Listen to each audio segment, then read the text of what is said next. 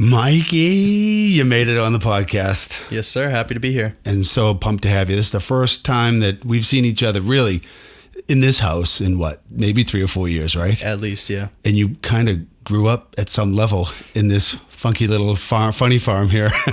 Yes, sir. I think back when we first met, you were just a little fart playing football with Lorenzo, my son. And I was your crazy coach. And we had a lot of fun, didn't we? Yes, sir. We really did. So we got big news, though, today. Why is Mike Peckham? Are you a junior, by the way? No. Well, yes, my name is a junior. Yeah. You are a junior because your dad he got it first. Yes. So it's Mike Peckham Jr., and you are now part of what graduating class? The class of 2025 at Harvard University. Sweet. Let that one sink in, right? That's a pretty cool thing. And that's one of many reasons why I wanted you to come on today, because I know something about you. Of course, I've known you for a long time and I've watched your development, and I know that you are, you're ready to go someplace. And I should say ready. You've been doing it your whole life anyway, right? Pretty much, yes. Yeah. You've been that guy that's been out there just paving his own road, working his butt off, and getting yourself to this point. So tell me, what was the experience like finding out? Tell me how you got into Harvard. What was the process of application? When did you find out? What happened? Tell us what's going on. Yeah, sure thing. So Harvard's always been that one school that you never think you're going to get in, but you still look forward to it since you're a little kid. Yeah. I've just been working my butt off in school for years now. And so I first started my application process actually last year as a junior. I made my account. I got everything set up just so when I logged back on in August, when everything was active to apply, I just had my account set up. Nice. Right. So I set up and I was looking at the different essay options we could write, and they give you about seven different options there. And the last one is just write about anything you want. Right. So I of course I chose that one. I'm not going to be confined by a prompt. Right. Yeah. So that was the first thing I tackled, is the Common App essay is what it's called. You write about your life experience in 650 words or less. And that's basically how they judge you as an applicant. So I just sat down and I was thinking, what in my life am I going to write about? And it's hard because you have to balance, writing your entire life story without just making it sound like a checklist. Right. What was it like? I mean, so you wrote it. If you want to share it, you don't have to. But what kind of things were important in your decision making, getting to this point that you learned from before? Yeah, sure thing. The biggest thing was just my father. You know what I mean? My parents, both of them, they're just awesome. Yeah. But my father, he's the American dream, right? He left the house at 17 years old, made a life for himself, made a living, blue collar worker, never went to school, and raised 5 kids, successful. We live in a house now, He built himself from the ground, and I knew that I wanted to just discuss that kind of theme in my essay, because without my father's hard work, I wouldn't be able to be on this trajectory to go into college and now just enter that next status in society. Right. Obviously, my wife, Lisa, and I know your dad very well. Yeah. He actually came and worked on our property at some time ago. He put the vinyl on my home, did a fantastic job, too. So I want to say, Mike, nice seeing you, buddy. We're talking to you right now on the podcast. I'm sure you're going to be listening to this. So it is amazing that, your parents and your family, they come from good stock, obviously. Yeah. And it made it a little, I don't want to say easy, because these roads are not that easy, are they? No. If they were easy, as the old axiom, everybody'd be doing it, right? It's not that easy. Yeah. And you really have to be focused. And you need a support group behind you of people to pick you up when you feel like, you're either too tired to continue or you want to throw the towel in. But you've always had what it takes to get there, and now you're experiencing the rewards of that. And that's going to be pretty good, huh? Yeah, it's going to be a nice, rewarding feeling. Tell me about the day you got accepted. Did you open a letter, and did your hand shake a little bit when you opened it? Yeah, so it's actually all electronic now. They don't mail out anything, it's just... Tells you where I am. Yeah, exactly right. So you submit your application to an applicant portal, and you just you can watch it through the whole time before when you submit it till you get accepted, rejected, whatever. You can just watch it sit there, and it just lets you know they downloaded it, they're looking at it. Oh. And then on the day of, 7 p.m., yeah, you look and it's just this huge flashing sign. It says your application status has been updated. There's a new notification. Click here to view it. And I was downstairs and I got the notification and I ran upstairs. I was screaming. I was like, guys, there's something, it may be good, may be bad, but at least we can experience it. So I sat down. My father was on my left side. My mother was on my right, and they're just holding me ready to console their crying child who's been looking forward to Harvard for years and wouldn't get in. It's we expected just to rejection to be safe. Yeah. And whenever you opened that, and it was just in bold letters, congratulations. Yeah. Just one exclamation point. That was it. The first letter, congratulations. Me and my parents, we cried for about 15 minutes. I'm going to cry now, right? I'm thinking about my years, and I'm looking at you, and I'm like, oh my God, this is amazing. Yeah, we were wailing. My brother came upstairs and was like, what are you guys crying about? And we just, I have a voicemail. I called my mentor, actually, Alex Weingart. Shout out if you're there. But nice. He's been mentoring me. We're part of the same leadership foundation across the Massachusetts, the whole Wonderful. state. Yeah. And he's been my mentor for 2 years now, but I called him and left him a voicemail, and I wanted to just say, hey, I got in, and all it was is, I think he probably interpreted it. Oh, yeah. Because you probably wouldn't have called right away with all that gibberish if it had been a rejection. Oh, yeah. But it wasn't a rejection. No. You know what? I want to add something here for my audience for the moment. Recently I've been talking about the coin. You can flip the coin and then call heads or tails. And heads is where, in this dialogue here, or this conversation, heads is where things happen.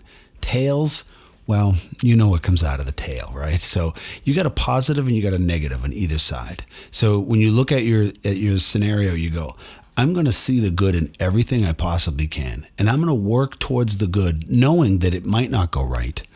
But here's the other thing. What if it does?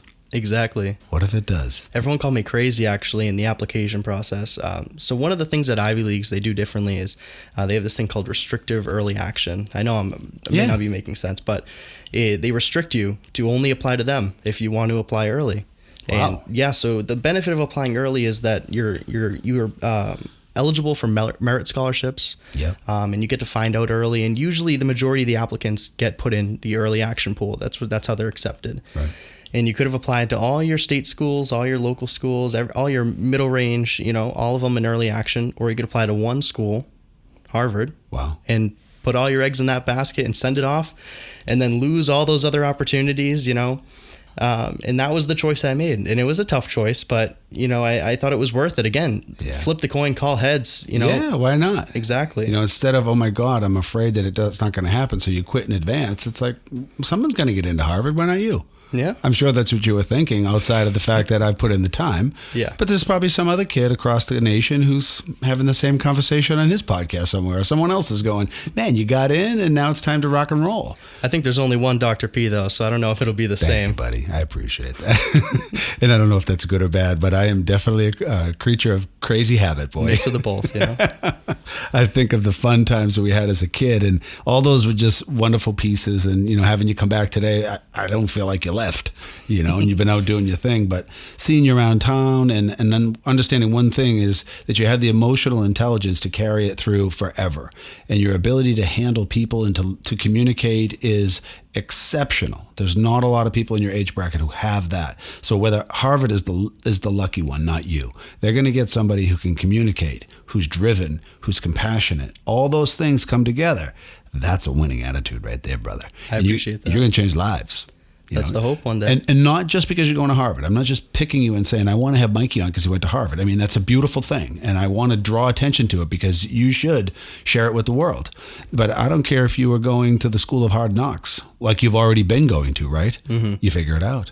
Yeah. And sometimes you had to give up some sacrifices, had to give up a little bit of your athletic background in order to solidify your academics, I assume, right? And your work. Mm-hmm. You've been working for how long? Ever since I turned 14, the day I turned 14, I contacted a local restaurant on Main Street, Hudson, Rail Trail Flatbread Company. Yeah. And I just said, hey, I want to work. I'm eligible. I got my application all submitted. Massachusetts says it's okay. I want to start working. Right. And I've been working nonstop ever since. Yeah, that's great. And, that's the thing we need to have. We need a work ethic. Obviously, that's inbred. Do you find that you talked about your dad and how cool that was to watch him and your family support you, but your dad's work ethic is, unparalleled. Is that something you drew from him as well? Oh, yeah. I mean, I've visited him on job sites throughout the years, ever since I was a little kid. He's been working 3 jobs forever now. Yeah. He owns his own real estate company with my mother. They own their own construction company, and he's a lieutenant on the fire department in Marlboro. He's a busy man. Yeah. I mean, I see him out working more than I do in the house, but kudos to him. He's out there and he's getting the money. He's working hard and he's doing his job. Yeah, and you saw him go through what he went through, and I'm not saying you're following exactly what he did, but you're following the same ideology. Yeah. You don't get anything unless you go to work for it. Exactly. Unfortunately, in the world today, they're like, oh, we'll give it to everybody for free. And you're like, yeah, I don't think so. By the way, do you want free stuff or do you want to work for it? Oh, no, I'll never take free stuff. You know, if you take something for free, it may feel great in the moment, but then when you look back at it, you know, there's no value there. Yeah. You didn't earn it, and you're not going to treat it as if it's a valued possession and anything like that. You know, any gifts or anything. Yeah, they're great in the moment, but yeah, I mean, it's nice if I just handed you $300 right now. You'd be like, thanks, Doc. Oh yeah, yeah, I'll take that. But I'm certainly not going to give you money for your rent because you can make it on your own. Exactly. You know, it's not that hard nowadays just to find a part-time job, you know, put in the hours. Yeah. And then, you know, I'm sure you already learned this because I know this about you, is that when you're out working and you're, you know, dealing with people and you're a good person, you're compassionate, but you're professional, people don't forget your name. Yeah. You know, and then you never know who you're speaking to. Because, you know, I'll tell you a funny story. And my brother was working at BJ's. Was it BJ's? No, Walmart over at, oh my God, I don't know. It's one of the two. It was over in Westboro and it's now gone. But a man walked in with a couple of dogs, bird dogs, and a pair of overalls. And he was looking for a hotel. And they sent him to the 920 Motel. For those of you who don't live in my area, that's just kind of the Roach Motel. Just a little nothing. But he was in a pickup truck, a couple of dogs, no big deal. Who was he? Sam Walton. And he is the man who is Walmart, he's everything. Mm-hmm. And he was a multi-bazillionaire walking in these grubby old clothes and a couple of dogs and a little pickup truck. You never know who you're speaking with, you know? Exactly. And does it even matter, right? No. How about just be nice to humans, you know? And so what? If they haven't achieved anything in life, well, then shower them with a little affection and maybe they'll get off their butt and make something happen. Exactly. I mean, nowadays it's just so much hate in the world, and it's just so sad to see. It's painful, isn't it? Yeah. You know, I had to sit and think about hate about a week ago. I was sitting around thinking of hate, and I'm like, you know, I think I've used that word more often than not, hate. And in this environment that we're in, I'm like, why am I using that word? And then I did the worst thing ever. I started hating other humans. And then I thought to myself, why do I hate that human? I don't even know who they are. Yeah. I look at it this way, though. What I've come to learn is that I don't hate people. But I can hate their choices. I can hate their behavior in the moment when they bully me or when they try to embarrass me. Yeah. I don't hate you because you probably are doing that because you're screwed up anyway. But I hate your behavior. So I decided to do this, that when I use the word hate, and I want everybody at home to try this at home, if you use the word hate during the day, you have to stop, pick up your phone, text somebody, call somebody, or somebody in that room if it's appropriate, and tell them how much you love them. Oh, man. You'll stop saying hate quick when you got to tell the world you love them, right? It's like, I pick up the phone, Angelina, what's up? She goes, hey, Dad, what's up? Nothing. I love you. She's like, oh, you're saying hate again, huh? But the brain's moldable, and that's pretty cool. Yeah. So tell me I think you told me you were double majoring. Well, what's going to happen there? Tell me about that. Yeah, so I'm looking at it's called concentration, same thing, basically. Yeah. My main focus is going to be mathematics, but again, I'm going to have a secondary concentration in economics. And that's the hope. We don't choose until the end of first year, which, I mean, makes sense, you know? Yeah. Because you get in there and get your feet wet. And there's a lot of departments, a lot of people. There's a lot there. Oh, my gosh, yeah. My nephew is he's a graduate student there and loves it. Yeah. And he's done very, very well. He's a lot like yourself, just driven, and he made it happen. And he did it on his own merit. I mean, when I say you're nobody's son, I know you're Mike's son, but you're not a senator's son or somebody like that. You pretty much earned this position. So if you look at the acceptance rate for Harvard, what is it, like 4%, 5%? Yeah, just under 5%. Under 5%. Yeah. And then you can cut 4% of that out and call it 1% because the 4% are all privileged from some way. Yeah, legacies and stuff like that. All that. Donors. So you're the top 1% of 4%. You're on the top. Yeah. But you still got a long way to go, but I'm sure you're going to make it. So tell me about what happens now in school. So your mind is thinking, okay, I'm going in, I'm going to be in mathematics and economics. Where do you think that just might bring you in the future? How will you apply that, like in employment and influence? So the first thing I'm actually looking at right now is Air Force ROTC program at school. Wow. So that would be a 4-year program where I'm in school doing training exercises with them, and then following graduation in 2025, I would be enlisted as an officer in the military Air Force. Go to the OCS. For 4 years, kind of pay it back, 1 year for 1 year. Yeah. It's not confirmed yet. I just submitted my application the 14th actually, so a couple days ago. Right. But I'm going to hear back from them, and hopefully we can kind of work something out where I can take part in that. But that's the first step, kind of. I'm sure you're expecting that it's probably going to be affirmative. If Harvard said yes and you're all that you are, it's pretty probable that the United States military would love to have you as an officer if they could persuade you to stay forever. That's the hope. Yeah. We'll see what happens. Yeah. So do you think you'll be a military man in the long run? I don't know in the long run. I've never been someone who kind of just settles for one thing, because I'm very comfortable with who I am, where I am. Yeah. But I always look and see, you know what else can I do? Just kind of keep paving away and see where else life can leave you. Right. Just because we only have a limited time on this earth, and you don't want to, not say waste it all, but you don't want to spend the whole time doing just the same thing over and over again. Well, there's the words of wisdom right there. Yeah, listen, do you want to take over this podcast and it's the new inspirational podcast by Mikey? I'm telling you, you're hitting the nail on the head. I've been really thinking about my own life going forward. And, I'm 56 now and you're a young man at 18 and you go, okay, well, what's the difference between us? Not much. We're both driven. We both got great families, and you're going to take your path. I'm going to take mine. We're going to continue on. And I'm like, wow, I can't wait really for tomorrow to figure something else out. But I think like you, why put so much time into one single basket that you miss the color of everything that's actually around you? So do you think that I think you'll probably wind up in a high earning position at some point too. Is that something that is in the back of your head, that you want to be a high earner and be able to do something good with what you create?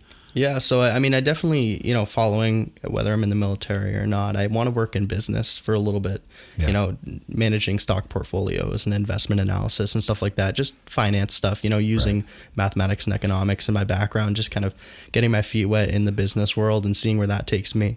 Maybe I'll end up on Wall Street one day in New York City, or maybe I'll end up being CFO for a company one day. It's I'm just taking it one step at a time. And for so long, the end goal has been, maybe I'll go to Harvard, and that's just been the end of it. Right. But now I'm there, and I open the door, and there's just a million different possibilities, and I'm just kind of looking at them all and writing down notes and just kind of taking it one step at a time. Does it overwhelm you at all, or are you just really living in the moment, taking one step at a time? Or maybe both, I don't know. I wouldn't call it overwhelming. The feeling is overwhelming. Just that, I'm excited. I'm, looking forward to everything. But the opportunities, it's one of those things where if you just kind of got to, again, take it one step at a time and make sure you're planning out your decisions accordingly. You don't want to jump into the first thing that comes your way and then end up regretting it later. Right. And you'll have a ton of opportunity, obviously.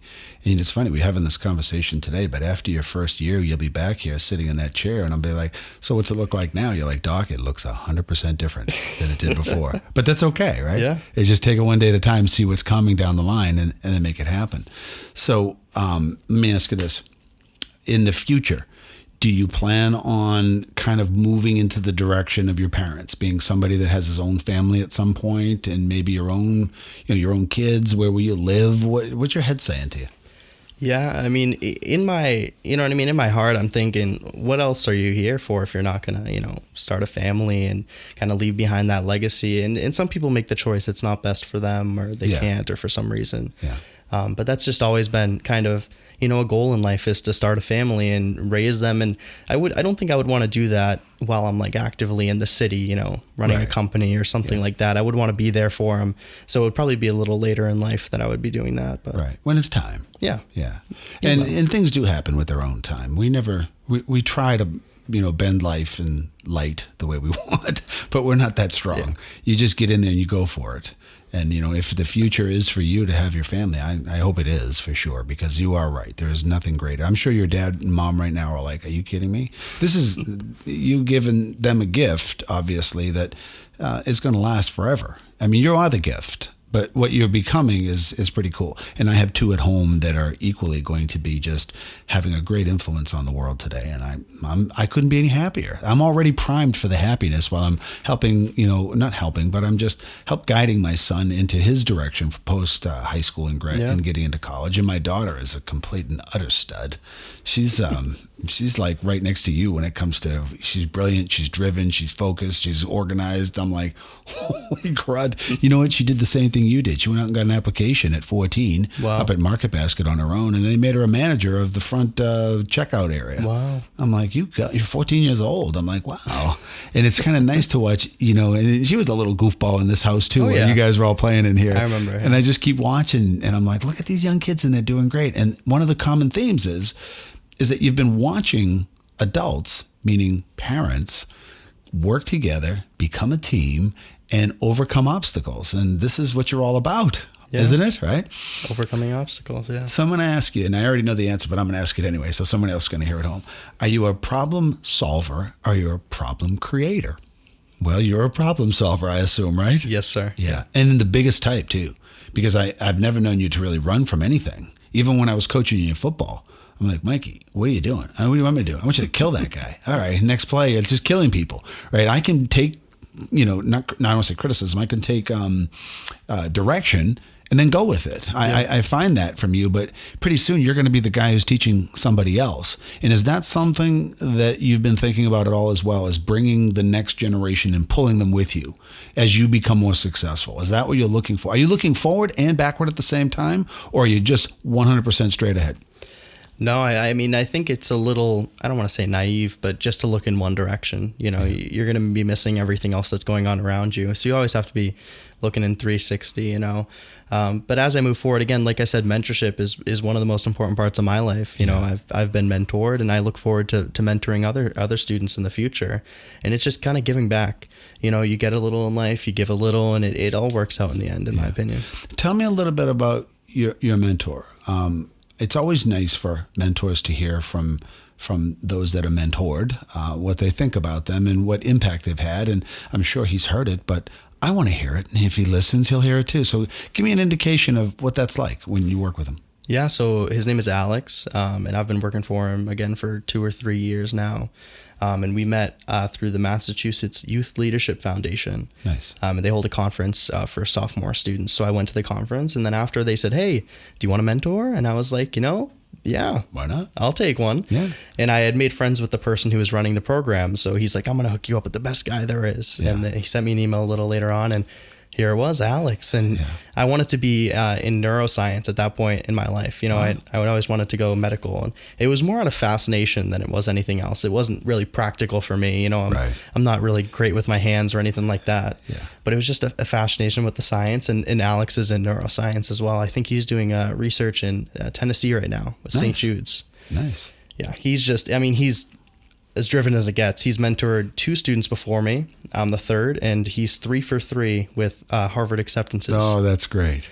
I was worried I was going to break his streak, but he, no such luck. He told me, he said, Mike, I wanted to ask him. I was like, how were your other mentees before me? Yeah. And he's like, you're the one who I have to talk to the most. And he's like, you text me at random times and check in with me. And he goes, but you're like my little brother. So yeah, but it's good. Yeah. How old is Alex? I believe he's early 20s. I want to say 24. Nice.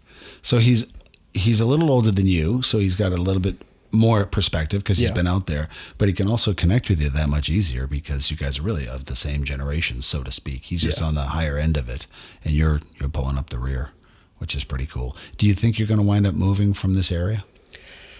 I mean, I would. Hudson's so small, right? You don't say. It's only how many 19,000 people or so. Yeah. I do see people, grow up in Hudson, move out a little bit for college, and come right back and settle down. And I just don't think that's for me, to be honest with you. I mean, it's just too small for me in general. Are you an ocean guy? No. So you're a mountain guy? Yes. Yeah. Oh, well, that leaves you a few options, doesn't it? Well, let me tell you this. When you get that beautiful home in the carriage house, I'll be happy to show up there. I'll do whatever I have to. I'll wash your toilets, whatever. Well, then again, you might be with me in Italy. You just never know. Yeah. Things can change in a dime, can't they? So things are changing on a dime in America today, and a lot of people are really feeling the heavy pressure of our basic, I don't even know what you call it. The pulse of America today is all over the place. Has it been any of that negatively affected you personally? Not personally. I mean, yeah, actually, I will say it's a little personal sometimes. it's just the connections you make with people. You know, you get to know people for years. You know, your friends, you text all the time, you call. Yeah. But if there's a political difference nowadays, suddenly, you know, you try to call that person and they don't want to talk to you anymore, you know, just because of politics. And I don't try and let that get, you know, involved with the people I talk to, my friends, my social circle. But still, it happens. People take things really seriously nowadays, and they let that affect their relationships, and it's kind of sad to see. Yeah, we're very divided in America, and I'm going to leave the political piece out, just that's where we are. And it's hard for young kids today, and it happened fast, didn't it? Mm-hmm. I mean, this whole thing began when you were probably 16 and a half, 17. At least, you know, it became more of a, it was in our face, so to speak. And now it's, wow. And I'm seeing a lot of the young kids today that are really having a hard time with it. You see, I've had 56 years of life, so I can draw on a lot of experience to keep pulling me along and feeling good. But I look at your young generation, I'm like, son of a biscuit. You guys are, I mean, your senior year was hijacked. Yeah, it's been really tough. Yeah. They just announced that we're going to be remote for another week. I just saw that. Yeah. I you know, sometimes I scratch my head. I'm like, oh, a kid tested positive. We're going to do this for 10 years if we shut the school down because a kid tests positive. That's, you know, that's going to happen. With every, I always say that, you know, with every rose, there's thorns. You're going to have to deal with it one way or another. Yeah. And it's going to need great leadership in order to help rebuild our country. If, you know, I say if, I hope it's rebuildable. Yeah. But right now it looks yuck. And I'm just worried about all the kids who've been out of school for so long. You know, they tell us to stay home and stay within our circle, you know, at our house. Yeah. But what's that doing to our bodies right now? You know, we're not interacting with people. There's no, you know, natural spread of germs. You know, we're sanitizing our hands so much. Is that going to kill our immune system? Like, what's going on? It is. It's causing sickness. Now you kind of jump to the neuroscience stuff. You get to my world and you go, I see people now that are... I don't know if it's a blessing or what, but I enjoy examining people. I enjoy, probably a little bit like you in mathematics, I like looking at brain and going, what's happening in this that I could see the algorithm of the brain, and whether it's mathematics or brain, I look at it and go, what am I seeing here? What am I missing? Or what am I viewing? What's happening right now? I love that. But now it's like, holy mother of goodness. And people are really stressing emotionally. So the emotional brain is hijacking the hormone physiology that's messing up the body. I'm like, I see people, patients of mine that have been with me for a number of years, and now they're exhibiting a lot of cognitive deficit and decline. And I'm looking at brain scans and things going, people in the 70-year-old bracket who are wearing masks, who are stuck at home and they can't go out, well, they're getting hammered. Now, of course, I understand I don't want anybody to get hammered, but they've been here a long time, right? But I look at your young generation and I go, the damage, or should I say the plastic changes to your brain, secondary to the emotional stress you're going under, that can be a lifetime of damage going forward. There's plenty of studies out of like the offspring of those that were in the Holocaust in Amsterdam back in the days when the Germans had come in and they starved everybody. While they were starving people and they were stressed out, those children of those parents, even the unborn, had a lifetime of sickness and disease and tons of different genetic issues that were associated with the traumas that they had had before. I mean, as if trauma isn't in every family to begin with, right? I shouldn't say every family, but a lot of families deal with trauma, emotional traumas and stuff. Now let's throw this on top of it. Holy crud, man. Yeah. It's just crazy. So when you go off to Harvard, have you toured the campus already? So unfortunately, I haven't been able to formally tour it. I visited there this past summer, you know, when things were closed down. Yeah. We had to walk around with masks on. We couldn't really see anything too good, but I've been up there twice since I heard I got in. Yeah. And again, there's still no formal tours. I can't really see the buildings or anything, but I'm just walking around, you know, Harvard Square. There's so many things to go do and see. There's so many shops and stuff like that. I got a feeling you're going to forget about Hudson, Mass. I like to think I was going to too, but here I am. I'm back where... but it's good. I do love Hudson, Mass, and unfortunately I don't like that rotary downtown too much. But oh goodness, it is what it is. So you're going to be living on campus, I would assume. Yeah, so I'm going to be living in Cambridge. So when you're there, do you have like roommates and stuff because you're living in the Harvard in the university as opposed to having your own off-campus housing? Yes. Yeah. So what does that look like? You got a single roommate? Yeah. So we don't get to choose our roommates. they just kind of, I don't know how they assign it, whether it's by major, just by a last name, by something. But after, your first year or two, you get to pick a house to live in. They have the different houses. And that's more, your own choice. You can choose where you go and where Who you you want don't. to be with. Yeah. Is it a single roommate for you? I think the first few years it is, Yeah. but I'm not too positive on that. I wonder if it's still, I don't know if I can say this word anymore, gender appropriate. Do you put a boy and a girl in the same room? Obviously not, right? You wouldn't think so, but who knows in this environment? If I get to choose that I'm something else and all of a sudden I wind up in a room, Well, even how do you even dictate that now that there's a spectrum, right? So where does that alignment go? Is it boy with boy and girl then with girl, and then you have to go somewhere in the middle and start sorting that out? It just gets so complicated. It's so muddy that you don't know what's right or wrong. Mm-hmm. I just got a thing from the high school today that Hudson's colors are red and white, and the caps and gowns have always been that way. White is for the female and red was for the male, and now we have red for everybody. Yes. And, whatever. But at the same time, I'm like, that's the important message you gave me today? Give me something more, man. Tell me something about the academics. That's really the most important thing. Yeah, unfortunately, that's not their main focus. No. I think that's what's happening today is that we're kind of missing that piece where, we were built on a foundation of education and fairness. That's disappeared. Yeah, and it's no specific school system even. I mean, it's just public schools across the nation. They're taught, they have so many kids, right? Yeah. And now part of the school goes to trade schools and part of them go to the private schools, the charter schools. So the public Hudson High School, just public high school system in general, yeah, they have to deal with a certain mass. And the way they train their teachers, their faculty, their administration is to get a cookie cutter system and just start crunching out, BC students and get them to local state universities. And that's what they do. And when you have a kid who's, struggling a little bit more or excelling a little bit more, sometimes you really do feel like they're trying to force you into this one direction. You just got to break through and just say, no, I'm going to do my own thing. Right.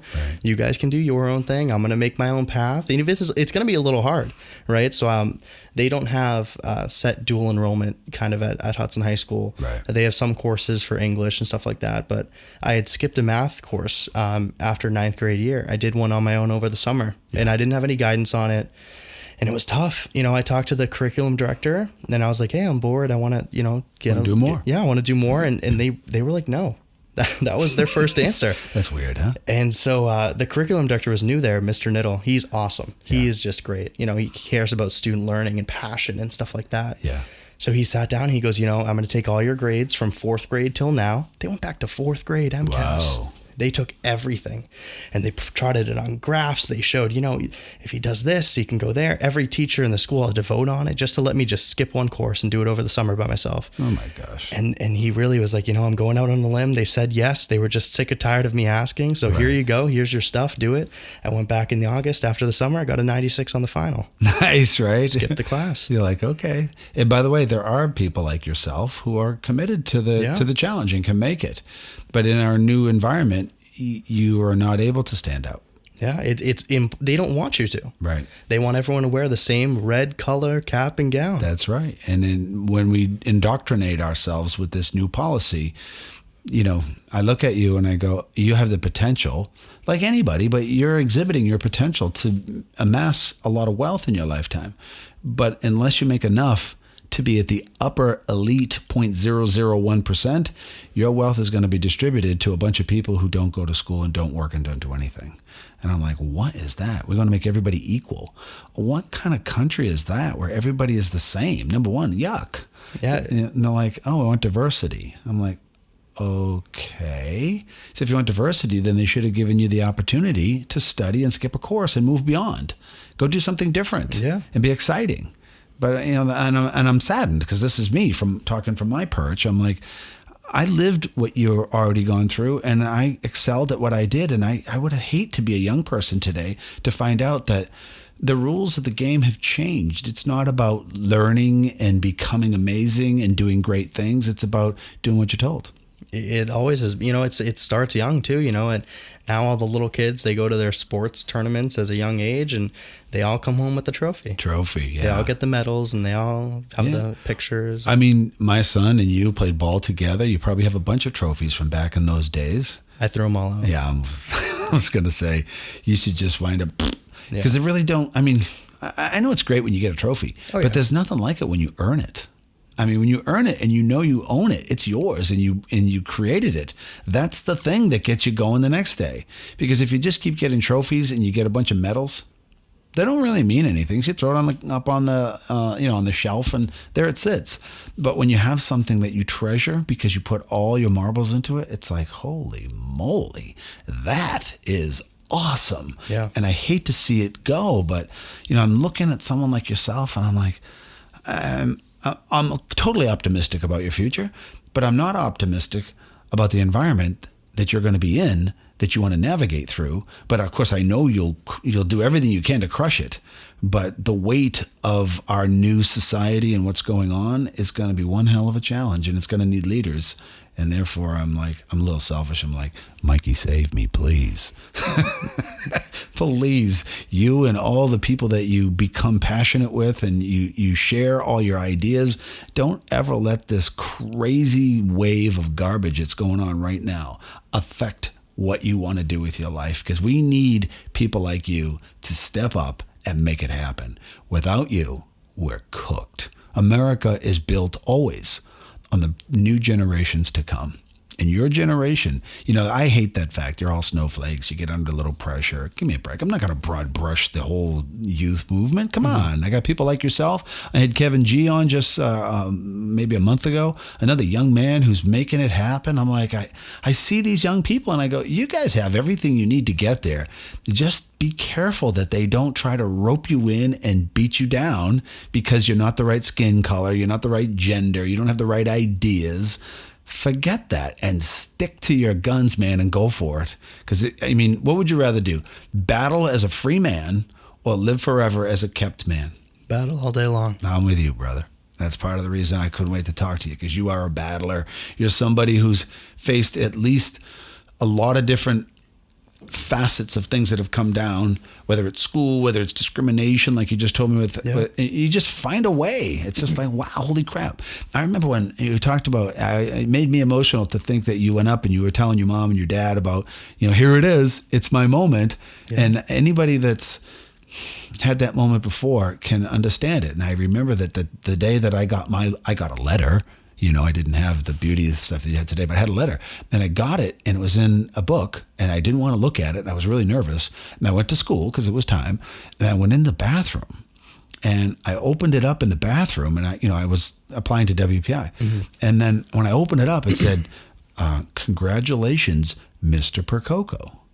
And I was like, wait, what? I was sitting at, and it's a little TMI, but I'm at the urinal, right? I'm taking a leak and the thing is sitting right there. I can still see myself looking at it going, wait, this is for my father.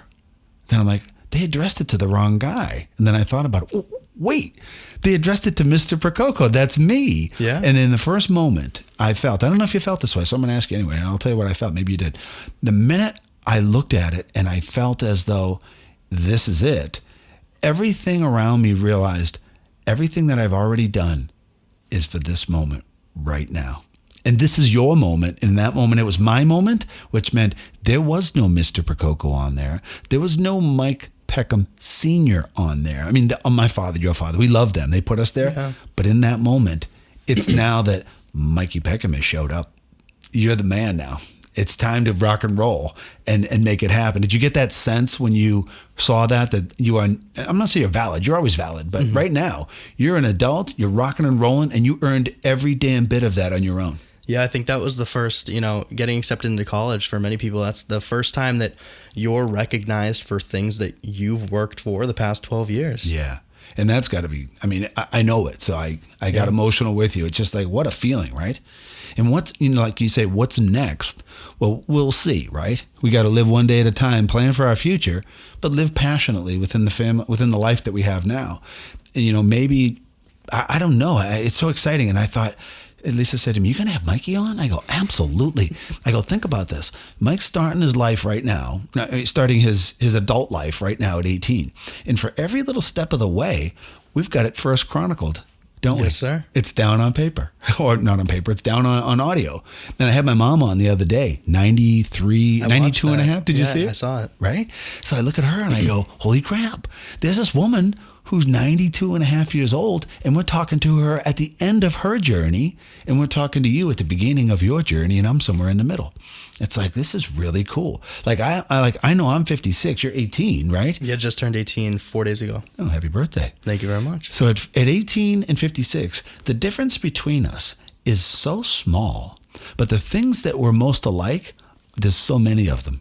Isn't that amazing? Mm-hmm. So you could look at whether it's gender, whether it's culture, whether it's age, there's way more that unites us than that which separates us. And you said that 4-letter word early on, that's the one polarizing word that's being spewed everywhere in America, which is the defining thing that makes us all so separate. We hate each other, so we move away from each other. And it's like, when are we going to come back together again? I just can't see it. I mean, I don't even know. Do you, in your mind, just for the hell of it, can you think and see that this is going to be different anytime soon? I think it's going to be at least 8 years. You really? Yeah. You're a numbers guy, so I'm going to listen to you. I mean, 4 to 8 years, unfortunately. I think we're going to see a lot of division in the next, I mean, it's even just not even presidents, just social cycle. You know, there's so many people right now, and not even to just call them out, but there's so many groups right now just fighting for their place. Right. There's the Blue Lives movement, there's the Black Lives movement, there's the gender movement, there's the women's movement, there's LGBTQ, yeah, all of it. Yeah. Everything. And there are so many people who are just fighting for the news. They're just going out, and sometimes it's going to be they're going after each other. Right. And they just want, they want their cause put forward. But, there's only so much airtime. There's only so many amendments that can be passed, and it takes time to have these things happen. But they're all going after it right now, and they're trying to get their movement heard and get it out there on the news. And it's going to be a while before we see groups kind of calm down and be like, okay, we're all here now. We can kind of sit down. We can have a conversation. Yeah, because we're missing that piece. Yeah, and I say let's all come to the table, but they're still down the hall. They're trying to get there. They feel like they're being pulled back, and I'm like, hey, just let go of all the pressure. Right. Sit down and let's all talk. When Congress shook the foundations of America, I don't think they were quite. I still don't think. I mean, I think they're full of baloney, but I think that they're not paying attention to how much dust has to settle after you shake this building like this.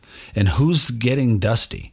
It's the average American like you and I who's sitting back going, holy moly, I'm getting hate, everything. It's like, what is going on? Yeah. It stinks for anybody, whether it's somebody my age and my I'm a white man at 56.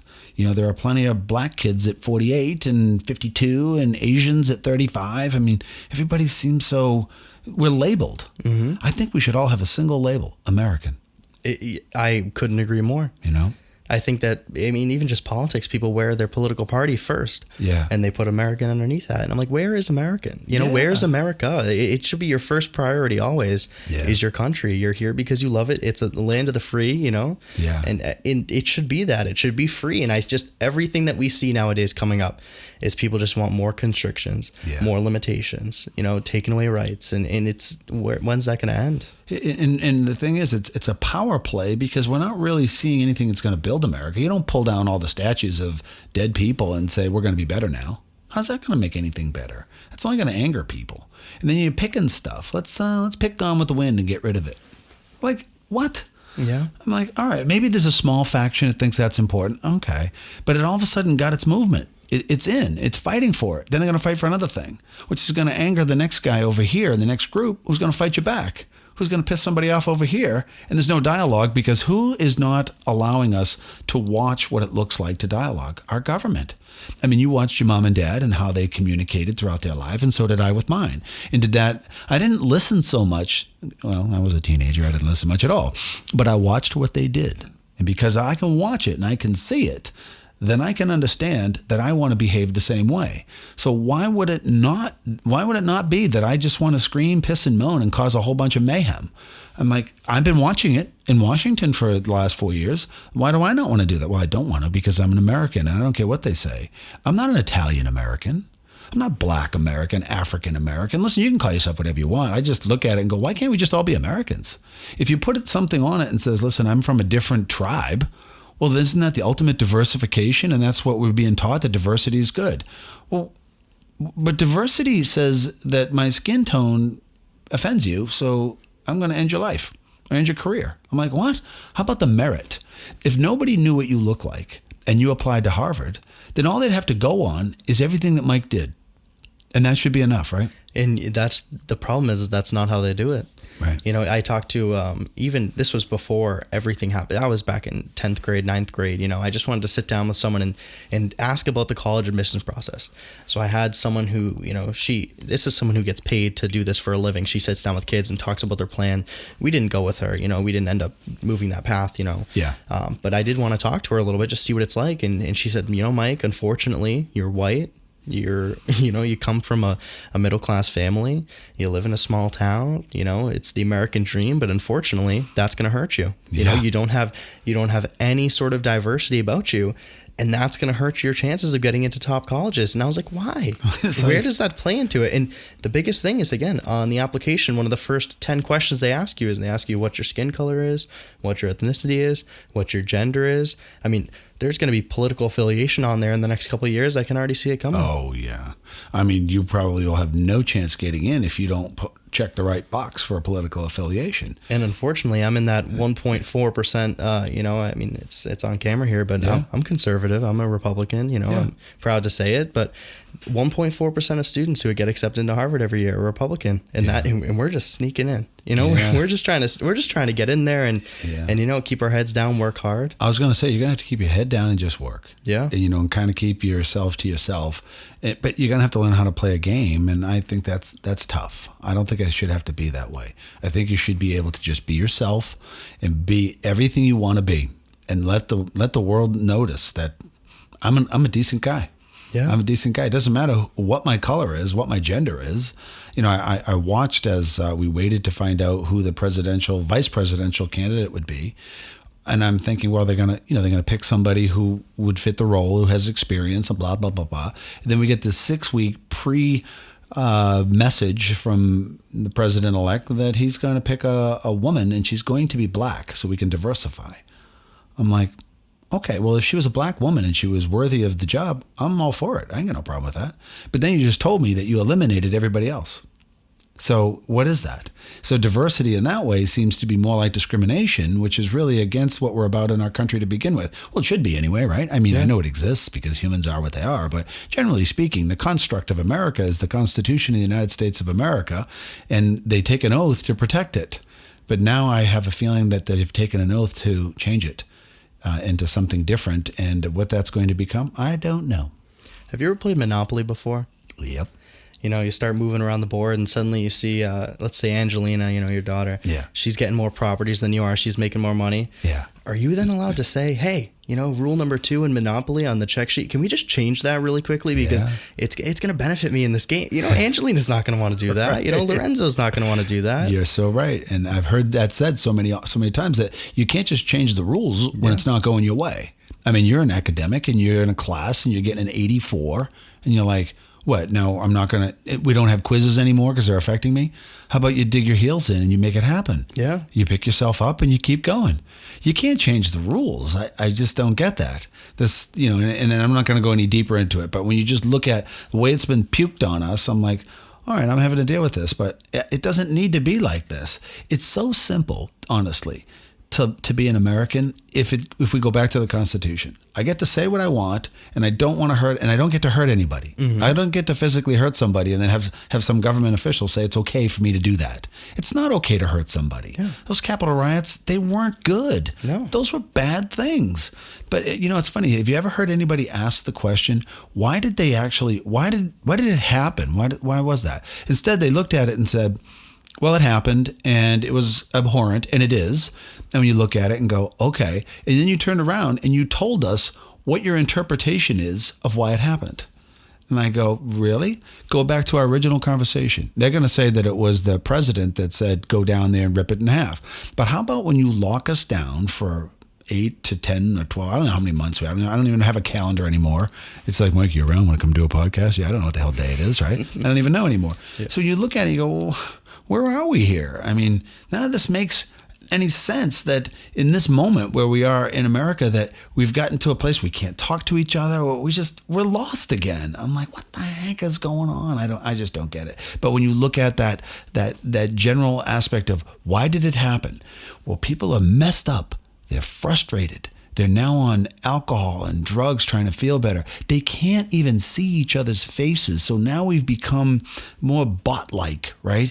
We don't know each other anymore. So we've lost that intimate emotional connection with other humans. Now, it's not complete, but it's enough that it's driving people cuckoo. And then the idea of getting back to normalcy with the erroneous understanding that we could just go into the Capitol and change it all, that certainly wasn't going to happen. But you have to ask the question, why did they do it? I think they did it because they're stressed to the max and they're not going to be heard again. And they're afraid that their vote will never be counted appropriately. So what's left? I mean, what's the thing that they always told us as you growing up and me? The greatest thing you have in America is your freedom of speech and your ability to vote. And what are they taking first? Well, they're censoring us right now. So we're going to have to deal with that. And then our vote? Well, I don't think all of our votes were casted appropriately and were represented accurately. Just saying. And the censorship and the vote are actually one and the same problem. Mm-hmm. So here they are, and they go, all right, now we're pissed. Again, I still disagree with what they did. But if you have kids in the future, you'll find out that your kid had a bad day and went cuckoo at school and came home upset, and you had to go get him. And then you're like, I want to punish him. What? Why do you want to punish him? He's a good kid. Well, what happened?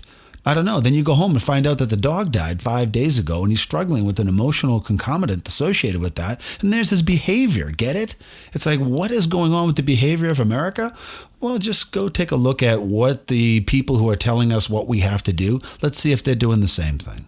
And if they are, okay. Could you live in a world where if you were asked to do something, which was logical, and the person who asked you, joined you and did the exact same thing? Could you be okay with that? Of course. Okay. How would you feel if, I already know the answer, I tell you what you need to do? Not need to do. I'm telling you that you must do this, but I'm not going to do it myself. Now do you feel like you're on the wrong side of the coin again? Yeah, 100%. Yeah. Crazy, isn't it? You have to lead by example. It's one of the first things you learn if you learn anything about leadership. You know, I've been to a few leadership conferences. We talked about that a little bit. Yeah. First thing you learn, hey, lead by example. You're not leading a group of people. You are taking a group of people and bringing them together and then letting them kind of do the pushing. You know, as a leader, you're kind of facilitating. You're not even just, you're not just dictating what's happening. You're facilitating the conversation and you're making sure that there are guidelines people are following. Yeah. But they're doing most of the pushing. You can't just tell them what to do and then turn around and do something different. That's just hypocrisy. It is, isn't it? And the leader tends to be the person who's in the front. The guy who's going to help get that giant weight moved has to be the guy, that person, the leader has to be the guy up front. Yeah. Come on, let me show you how it works. And then people rally around that. But when you sit back and say, go do this, and if you don't get it right, there'll be punitive measures. What? How does that excite? How does that bring anybody together? Have you ever seen that famous painting of George Washington with the American flag kneeling on the front of the ship, and behind him are all the other ships with all the soldiers? He is the first one carrying the flag, leading everyone forward. Yeah, the Battle of Trenton, right? Went across the Potomac, and there he was. It was like, holy crap. It's such a beautiful thing, right? Yeah. I assume you probably know enough about George Washington. What a total American. I mean, if you want American, that guy was it. You know, then we had slaves, he had this. Well, listen, you're wearing sneakers that are probably Skechers or Nikes or something. Years from now, that'll be an abominated company. Everybody will hate them, and then you'll be in trouble for wearing them. Look at these silly, goofy things. I don't even know what the hell they are. These were the times, the eras, and they weren't right? Some of those things were bad, but they're bad now, 200 years later. What will it be like in 30 years from now when they look back and say, look what they were doing? You know, we don't know. It's like, but George Washington was an incredible man. Abraham Lincoln was an incredible man. And if you get it, I mean, you probably have already studied them on some level, right? But when you really delve into who they were as people, as humans, and what their fears and what their anxieties were, when you read enough, it's pretty pretty amazing to see how certain people gave their lives so that we could be sitting here today. And we're planning on erasing it and then calling this nation something that it's not. It's a sick nation run by white supremacists, and people are being prejudiciously hammered and discriminated for it. And I'm like, well, we know that exists. I don't care where you go in the world, but try to find another country as good as this one. Good luck. This is it. And the question is, will it last? I don't know. I mean, what do they say about democracies? They got, what, a 300-year lifespan, and then they implode? And you look at America just as an intellect, and I know you are. When you take and diversify the heck out of a country, and you purposefully try to diversify it, then you're going to make so many different factions that you're going to wind up with more difficulty in having them all kind of get together. The melting pot experience was pretty amazing. But right now, the pot overfloweth. And now what do? You better build a second pot so that we can all have room. But instead, we're getting choked out of it at the moment. But listen, not to be a total downer, but we do, you and I know that your generation and you're going to lead, and you're going to have to, whether we like it or not, you're going to have to figure out how to navigate this difficult course so that you don't get canceled. And I don't want you or anyone, including myself, canceled. And it just doesn't make any sense to me. Keep living the American dream, right? Yeah. All the way. And what a tough term, canceled. Like, where did that even come from, just to cancel a person? I don't know. I'm sick when I think of it. I learned of it 2 years ago. I do a lot of life coaching, like the friend you were talking about, and I really enjoy doing it. And I had this gal come in one day, and she was a young girl, your age, and she said, I got canceled by my friends. And I didn't know what that meant. And I was like, what do you mean you got canceled?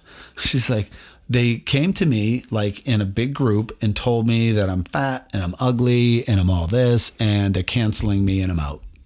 And I'm like, what, is that a thing? She goes, yeah, it's a thing. Now I'm canceled. I'm canceled all around school too. She was just going the first year in college. I'm like, how does that happen? And who has the right to, why do you even want to do that? Do you have any cancel feelings in your body that you want to go cancel another human? No. I just don't think, I mean, even to consider just saying that, how can you determine that another person is not worthy of walking the same earth and having the same freedoms of speech as you are, just because they did something one time or they made a mistake, they had a slip of the tongue? These things happen. Have you seen the whole thing with Jeopardy now? They're trying to fill Alex Trebek's seat. Oh, I haven't. I knew he passed, but I didn't hear about the replacement. Yeah, so this guy named Ken Jennings, he's famous. Yeah. But people just start digging, seeing what's up, and apparently one of his friends had posted some racial things and racist things many years ago, probably when he was 17, probably my age. Probably your age, yeah. Yeah, he was very young, and he had also, he had supported him. He had said, I understand that he said those things, but I stand by my friend. But because he stood by his friend, he's now considered canceled. Yeah. If people are trying to, and it's, where does that end? I understand that there are certain things that can't be tolerated. But once you go back, 30 something, 40 years, and someone, had a mistake, or they said, 30 years ago, people they didn't know what cell phones were. They didn't have them. Right. Now we carry on technology. So far beyond that now. Yeah. Everything's just changing so quickly. And of course they recognize that was not, proper. But you go back 30 years, anything you said, do you think you could stand by it today? Ugh. I think when I was your age, oh my God, I'm lucky I'm not dead and in jail. But I learned so much from that era. It wasn't that I escaped it. I actually made choices that weren't good, and then I made some that were phenomenal. But I learned over time. You got to give somebody a little bit of latitude in order to be able to do that, right? They got to be able to make mistakes and be forgiven. But we just don't. We're not there now. That was it. Ariel Pink. Do you know that guy? He's I don't know him at all, but I was watching a. Last night on Tucker Carlson, he interviewed this young man, and he is an artist. Mm-hmm. And he went to the Capitol last week. I apologize. I have seen part of the story. Yes. Yeah. And he's like, I didn't vote for the president. I really wasn't involved in that. I went back to my hotel and I went to sleep before any of that stuff. I didn't even know any of that violent stuff happened. I just went for a walk. Well, they knew that he was there, and then he got canceled. Yeah. So he was emotional. He's like, I don't know if I can ever work in the industry again. They're shutting me out. And then I'm looking and I'm watching and I'm like, it's a strange thing where you have an elite group of people, whether they are elite or call themselves elite, and they're just picking on the rest of people below them. I'm like, that sucks. I know that karma's a bitch, but I don't got a lot of time to wait for it. I don't want anybody to receive karma. What I want is to be happy. I want to keep doing amazing things and not feel like I can't do that. And even with my podcast, I'm like, hey man, they could probably cancel my podcast if they want to, if I say the wrong thing. Whatever. If you do, you do. But I felt so bad for that guy. Yeah. I was like, wow, that stinks. The music industry is difficult enough. I mean, getting into Harvard's amazing, but making it through on the music industry and making it a living where you can really do well, it's super hard to get in there. Then you're in there and they go, nope, see you later. It was like Kurt Schilling. They took his life insurance policies away because he supported the president. Chris Pratt recently, it wasn't even that he supported the president. He just didn't support the opposition. Yes. Everyone from the Avengers and the Marvel Cinematic Universe posted about Biden, and Chris Pratt didn't. And suddenly everyone came to attack him, and they voted him the worst Chris in Hollywood because of this. There was a literal vote to determine him the worst Chris because it was and everyone came to support him. All of his friends, Robert Downey Jr., they were like, no, Chris is a great guy. Yeah. He just doesn't want to advocate for certain things, and we respect that. And then people said, oh, that's just white guys sticking up for each other. You're now canceled too. You're canceled. And it's just so once right you down start the line. Yeah. Yeah. It's hard, you can't step out of line, or you get risk of people just calling you out for it, and not even just calling you out, but being rude about it, and again, hating you for it, Right. just sticking up for one of your buddies for doing what they believe in. Yeah. This whole idea of we need to defund the police because they're bad. That's what they told us so long. But what did they tell us in the last 48 hours? The police were amazing at the Capitol. We need our police. We love the Capitol. This is the AOC. I'm like, wait, don't we have video of you just a year ago saying they're all, racists that are murdering people? I'm like, that's a little weird. I'm like, that just flipped. And things flip constantly. Well, you and I know this. This is just called politics. Yeah. I can kind of live with that because I've lived with it for 56 years. I just can't live with how much teeth you've put into this and how much you're going to change. And, whether it happens or whether it doesn't remains to be seen. But I am also a believer that if you tell me you're going to change America, you're going to do it. We've seen them say it. And they're doing it now. And I go, okay. But they're telling me that it's going to be good. I hope it's going to be good. I'm going to sit back. I'm going to be diligent. I'm going to continue to work, inspire, love my family, love people around me, and do everything I can to live the American dream. And if it all falls apart, I'm leaving. Just saying. I hope it doesn't because I love, love, love America. You have dual citizenship, right, in Italy? I do, so I can go anytime I want. Now, that's not a threat, and I'm not telling the world I'm leaving, but I have options. Like yourself, you're going to create numbers of options for yourself that you may never even use them, or at least not in the next 10 or 20 years, but somewhere down the line you go, I'm going to move in this direction right now, whatever that be. And you know why? Because you're used to working. And you know that if you put in the time, the energy, and the effort, you make connections and tribes with other people that think like you, that want the best, you win. I shouldn't say you win. You win in your own life. You're not trying to beat anybody, right? You don't have to compare yourself to anyone. It's not a competition. No, it's not a competition. The only competition that we ever really have is just what you see in the mirror today. And you compare it to yesterday and you say, hey, my name's Mikey, and am I better today than I was yesterday? Hell yeah. It reminds me of a book that was written by Joe Namath, the Jets quarterback in '69 when they won the Super Bowl. He wrote a book that said, I can't wait for tomorrow because I get better looking every day. I was like, Joe, you crazy. And I've kind of adopted that. Not the better looking. I'm just a better version of myself every day. Yeah. And you know what makes me a better version? Understanding who the hell I am to begin with. I don't want to be told what I am and then have somebody, accuse me of anything. I don't care what you say. I'm still looking for who I am internally and how this man right here can be a better version of himself and take the best pieces of me and try to help somebody else find their best pieces at the same time. And if you take a country of people coming together like that, holy crud. Do you remember, and I'm just saying this rhetorically, I guess, but 2013 when the bombings happened at the Boston Marathon, it was a pretty terrible time, obviously. Another time in America where we struggled. Mm-hmm. How much did we come together as a nation on that during that thing? It was insane. I mean, we had the marathon bombing, and unfortunately, it was a sad time in America, you know. but everyone came together, Boston strong. Everyone supported each other. People were friendly, giving it to each other. And then, we had President Barack Obama for a couple of years, first black president. We were on a high. We were on a train, we were going places. Yeah. I remember, like when Poppy was standing out on the mound the day after or the week after, because it took him a while to get out there.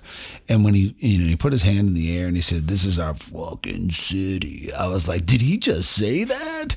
But did they cancel him?